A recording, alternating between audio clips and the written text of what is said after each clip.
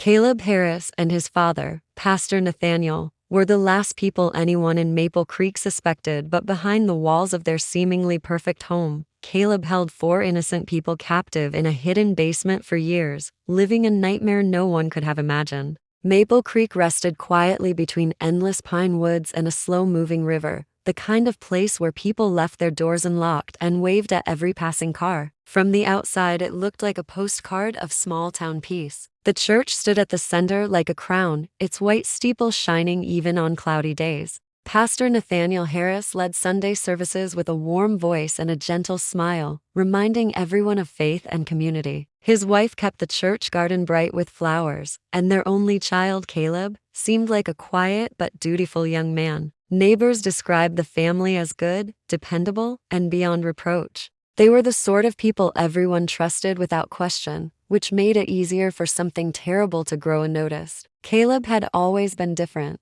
though most dismissed it as shyness. He avoided group activities and rarely joined other teens after school. Instead, he spent hours alone, walking the wooded trails or working on mysterious projects in the family's large house. The Harrises owned one of the oldest homes in Maple Creek, a sprawling structure with a heavy wooden door and a stone basement that stayed cool even during the hottest summers. Visitors noticed the curtains drawn tight over the basement windows, but few thought twice about it. The house was old. Maybe the family simply wanted to keep out the damp smell or the occasional raccoon. No one imagined that the darkness below hid anything more than forgotten furniture and boxes of church records. There were small signs that something was off, but they blended easily into everyday life. Late at night, a low mechanical hum sometimes drifted from the Harris property, like the sound of machinery running far underground. Grocery deliveries arrived more often than seemed necessary for 3 people, yet the explanation was always simple: church events, extra baking, preparing meals for the sick. Caleb was polite when spoken to, but his eyes seemed distant, as if focused on a world no one else could see. When asked about his interests, he gave vague answers about fixing old electronics or helping with church maintenance. People chalked it up to a solitary nature and left him alone. In Maple Creek, curiosity was considered impolite, and the town's pride in its close-knit warmth became a kind of blindfold. Neighbors assumed goodness where they saw familiarity. Pastor Harris's sermons about forgiveness and trust only deepened that certainty. While children played under the shadow of the church steeple and adults shared friendly gossip at the cafe, a secret was taking shape in the cool, silent rooms beneath the Harris house, one that would remain hidden for years behind a facade of faith and perfect respectability. The fragile calm of Maple Creek began to crack when the first disappearance occurred. Laura, a young waitress at the local diner, failed to show up for her evening shift. At first, people assumed she had called in sick or had a sudden emergency.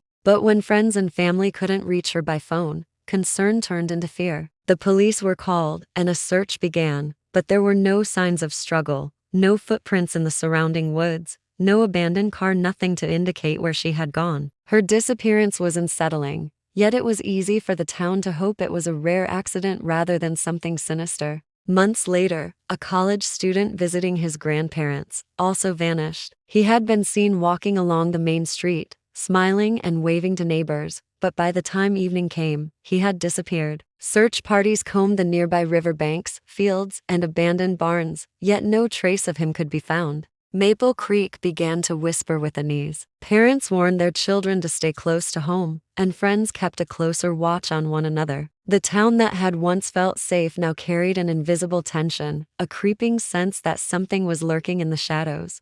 2 more people disappeared over the next 2 years, each vanishing under circumstances that made police investigations difficult. Flyers were posted, missing person reports filed, and detectives asked every resident about suspicious activity, yet leads went cold. People started noticing oddities around the Harris house: the frequency of deliveries, Caleb's long absences, the faint humming from the basement, but nothing concrete connected the family to the missing. Maple Creek was a place where appearances mattered more than questions. The Harrises were respected. The pastor was a pillar of the community, and Caleb's quiet demeanor discouraged speculation. Despite growing unease, life tried to maintain its rhythm. Diner tables were still filled with chatter, church pews still crowded on Sundays, and the river continued to reflect the sky as if nothing had changed. Yet, behind closed doors, families whispered about the missing and worried quietly. People wondered how someone could vanish without a trace, how fear could creep into their peaceful streets. Every day, the town balanced on a thin line between denial and dread, hoping for answers that never came.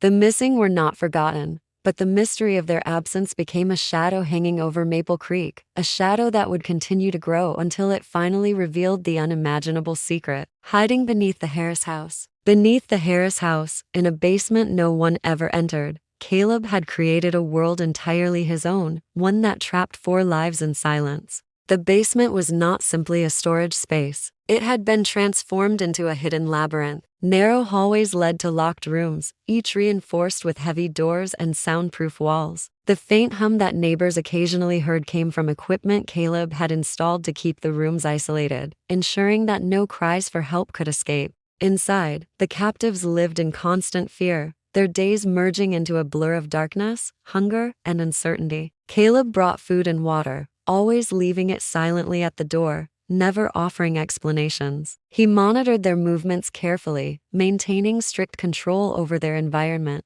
The captives marked walls with scratches and symbols to keep track of time, but eventually, the years dissolved into an indistinguishable rhythm. Some tried to speak, to call for help, but the soundproofing swallowed every word. They were alive, yet their lives were consumed by waiting and watching, their world reduced to a few square feet of concrete and shadow. Upstairs, Caleb maintained the appearance of normalcy. He attended church services without fail, helped with maintenance around the house, and smiled politely at neighbors. No one suspected that behind his quiet demeanor lay a mind capable of orchestrating such control. His father, Pastor Nathaniel, never entered the basement, seeing it as Caleb's private space. To everyone above ground, the house was ordinary. To those trapped below, it was a prison from which there seemed no escape. The captives endured in silence, developing strategies to survive the long stretches of monotony. They rationed food, conserved energy, and clung to the hope that someone would eventually discover them. Even in the darkest moments, there was a fragile thread of resilience. Caleb's behavior was methodical. He never abused them physically,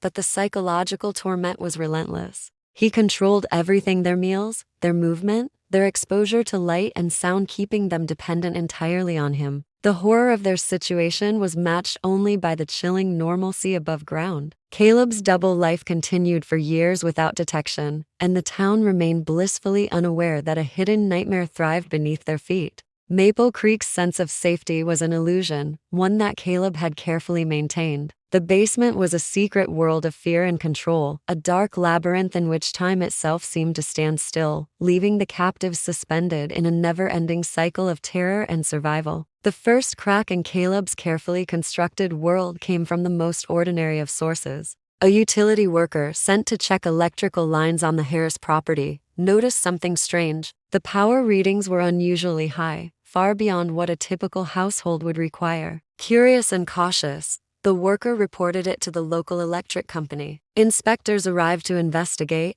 expecting perhaps a faulty meter or overloaded wiring. No one anticipated what they would discover when they stepped inside the Harris house.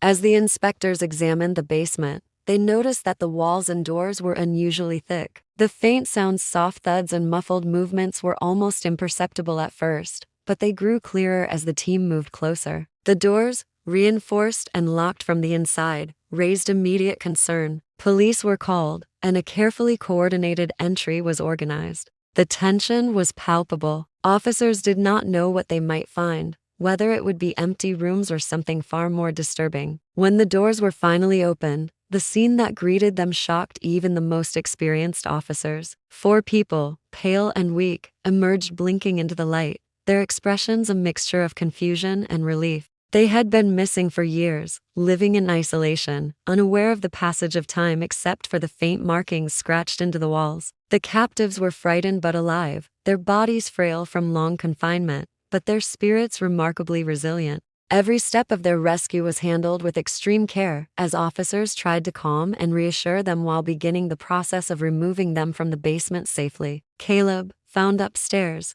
remained unnervingly calm. He did not resist, did not explain, and seemed almost detached from the chaos that had unfolded below. His silence was chilling. It offered no answers, no remorse. Investigators immediately began documenting the scene, taking photographs and collecting evidence. The labyrinth of rooms, the reinforced doors, the soundproofing all pointed to months, then years of meticulous planning and control. The captive's survival had depended entirely on Caleb's routine, yet he offered no insight into his motives or the reasoning behind his actions. As news of the discovery spread, Maple Creek was stunned. The town had prided itself on safety and trust, yet this hidden horror had existed in their midst for years. Families huddled at home, neighbors whispered, and the local media descended upon the town. The rescue marked the end of years of fear for the missing, but it also opened a floodgate of questions about how such darkness could remain unnoticed. The basement, once a symbol of secrecy, became a stark reminder that evil can hide in the most ordinary places, patiently waiting for its exposure. The aftermath of Caleb's capture sent shockwaves through Maple Creek. The town, once proud of its safety and tight-knit community, struggled to reconcile the horror that had been hiding in plain sight. Families who had watched the missing disappear without explanation now faced the unimaginable truth. 4 of their neighbors had been held captive for years, living in fear and darkness beneath a home they had passed daily. The revelation shattered the sense of normalcy that had defined the town for decades. The survivors began the long and painful process of recovery. They had endured years of isolation, their bodies weakened and their minds burdened by the constant uncertainty of survival. Psychologists worked with them to rebuild trust and help them process the trauma, but some scars run deep. Memories of the basement, of endless walls and locked doors, haunted their waking hours. Yet even in the midst of despair, there was resilience. The captive's courage became a quiet inspiration, showing that human endurance could survive even the darkest circumstances. Caleb faced trial, and his silence continued to be a defining element of the case.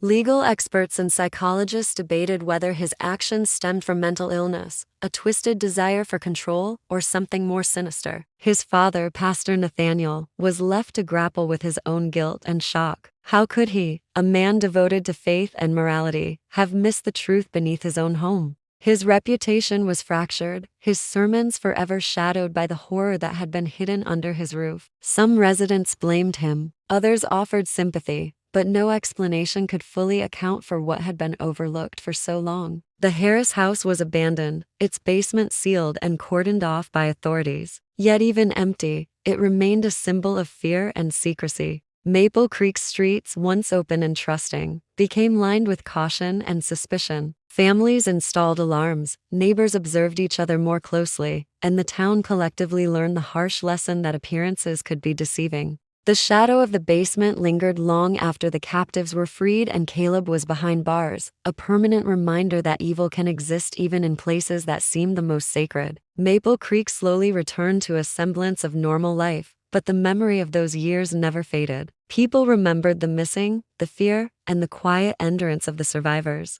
The story of Caleb Harris and the basement beneath his home became a cautionary tale, told in whispers and newspaper articles, a stark warning that sometimes the most terrifying secrets are hidden behind familiar faces. The town had survived, but the darkness that had lived beneath their feet had forever changed the way they saw their world, leaving an indelible mark on the community and the lives of all who had been touched by it.